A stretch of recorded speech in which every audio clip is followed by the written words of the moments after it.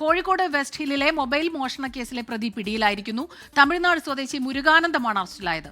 നടക്കാവ് പോലീസാണ് പ്രതിയെ പിടികൂടിയത്. മോഷണത്തിന്റെ CCTV ദൃശ്യങ്ങൾ 24-ന് ലഭിച്ചിട്ടുണ്ട്. ആ ദൃശ്യങ്ങളിലേക്ക് ആദ്യം.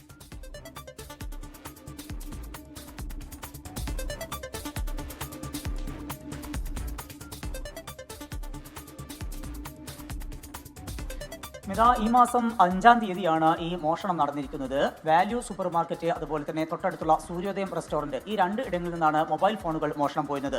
ഇതുമായി ബന്ധപ്പെട്ടാണ് ഉടമകൾ പരാതി നൽകിയിരുന്നത്. ആ പരാതിയിൽ നടക്കാവ് പോലീസ് അന്വേഷണം നടത്തുകയായിരുന്നു. അതിൽ ഏറ്റവും പ്രധാനപ്പെട്ട ഒരു ഘടകമായി മാറിയത് അവിടെയുള്ള CCTV ദൃശ്യങ്ങളാണ്. ആ CCTV ദൃശ്യങ്ങളിൽ നിന്ന് കൃത്യമായി ഈ പ്രതി ആരാണ് എന്ന് തിരിച്ചറിയാൻ കഴിഞ്ഞു. അത് കേന്ദ്രീകരിച്ചുള്ള അന്വേഷണത്തിലാണ് ഇപ്പോൾ തമിഴ്നാട് സ്വദേശിയായിട്ടുള്ള മുരുകാനന്ദം പിടിയിലായിരിക്കുന്നത്.